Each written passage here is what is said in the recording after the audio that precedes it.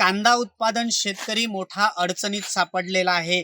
ज्या कांद्याचं उत्पादन करण्याकरता जेवढा खर्च लावला तेवढा खर्च सुद्धा बाजारामध्ये बाजारभावात मिळत नसल्याने अक्षरशः पिकवलेल्या पिकावर रोटावेटर म्हणजेच पीक नष्ट करण्याची वेळ आलेली आहे.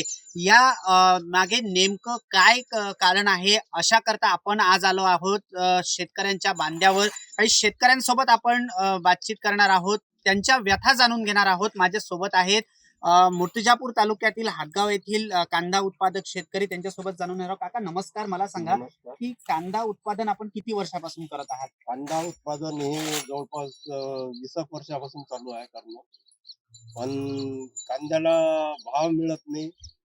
खर्च अतोनात लागून जाते आणि खर्च लागल्यामुळे कांदा कधी कधी असं होते की काळाची मजुरी निघत नाही. त्यावेळेस मग रोटावेटर मारा लागते. त्याच्यावर रोटावेटर मारा किंवा ढोरं सोडून द्या देत नाही.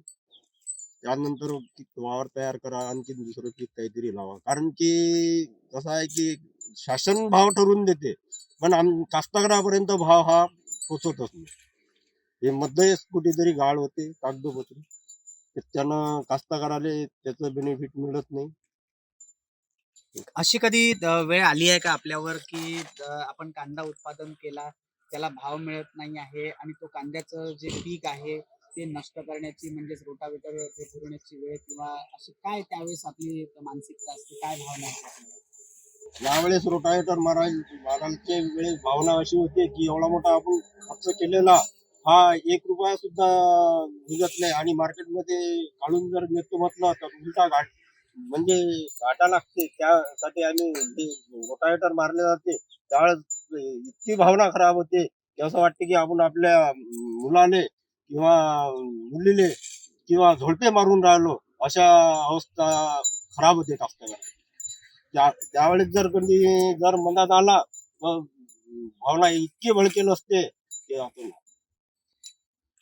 अक्षरशः कांदा उत्पादन शेतकऱ्यांवर ज्यावेळेस ही अशी वेळ येते की ज्या वेळेला कांद्याचं उत्पादनाला भाव मिळत नाहीये, परंतु जे उत्पादन आहे ते उत्पादन नष्ट करण्याची वेळ येते, त्यावेळेला संताप व्यक्त होतो, असं शेतकऱ्यांचं म्हणणं आहे. माझ्या सोबत आहेत युवा शेतकरी. त्या युवा शेतकऱ्यांच्या भावना आपण जाणून घेणार आहोत. दादा नमस्कार. मला सांगा की किती काय कष्ट करून आपण एवढा कांदा उत्पादन करतो आणि शेवटी त्याला भावच मिळत नाही, काय भावना असतात त्यावेळेला? त्यावेळेला भावना तर खूप वाईट असतात. कारण की आम्ही ज्यावेळेस पासून त्याचं बियाणं आणतो, ते मशागत करतो, ते वावर तयार करतो, तेव्हा अतोनात खर्च करतो. कारण की कसं आहे, आपल्याला कसे असते की शेतकऱ्याला 2 पैसे नफा मिळून कसं आर्थिक सहाय्य त्याचं कुटुंब कसं चालवावं. त्यानंतर त्याचं कुटुंबामधील जे लेकरं बाळं असतात त्यांना शिकवावं कसं, त्यामुळे त्यांचा उदरनिर्वाह चालला पाहिजे, घर चाललं पाहिजे, शिक्षण सुद्धा चाललं पाहिजे. त्यामुळे कसं आहे, कांदा हा परवडतच नाही असं नाही आहे, परवडतो. पण कसं आहे, त्यामध्ये जे मधातील व्यापारी वर्ग आहे, हा जो शासनाने ठरवून दिलेला भाव आहे, हा व्यापारी वर्गाने हा स्वतःपुरता मर्यादित न ठेवता जे कास्तकार वर्ग आहे यांच्यापर्यंत जर पोहोचवला तर हा कांदा उत्पादन पुरतो. पण तो मध्यस्थी जे व्यापारी वर्ग आहे, त्यानंतर मधातील आणखी कागदोपत्री जो व्यवहार चालू आहे, हा व्यवहार बंद करावा शासनाने, एवढं आमचं म्हणणं आहे. कारण साठवणुकीच्या अभावी म्हणजेच कांदा उत्पादन तर आपलं झालेलं आहे, परंतु साठवण्याची आपल्याकडे क्षमता नाही आहे, साठवण्याकरता मुबलक जागा नाही आहे किंवा एवढं अशा याच्यामुळे कांदा उत्पादन करावं नाही, अशी कधी भावना आपल्यामध्ये येते का? हो, येतो ना.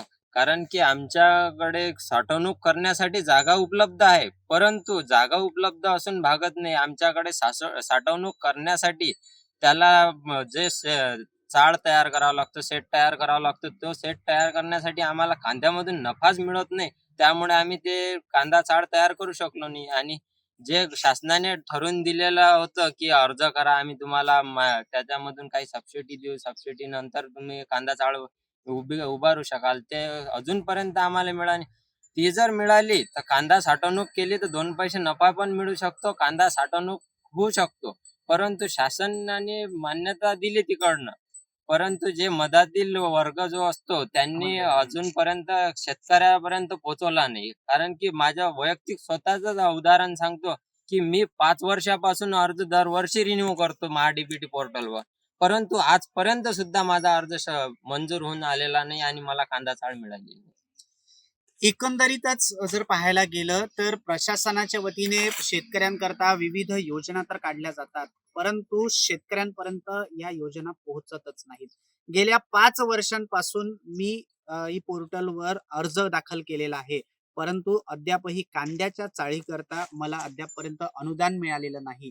मात्र याच योजनेकरता मी चक्रा मारत असल्याचं, शासन दरबारी चक्रा मारत असल्याचं या युवा शेतकऱ्यांनी टॉप न्यूज मराठीच्या याच्यावर स्पष्ट केलेलं आहे.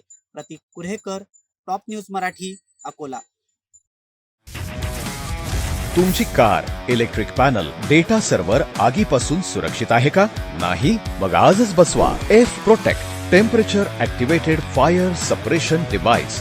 यामध्ये आहे eco friendly non toxic pressurised liquid, जे आग लागल्यास क्षणार्धात ऍक्टिव्हेट होऊन आगीवरती मिळवते नियंत्रण. बसवण्यास अतिशय सोपे आणि सुटसुटीत टेकालिपचे एक दर्जेदार उत्पादन एफ प्रोटेक्ट.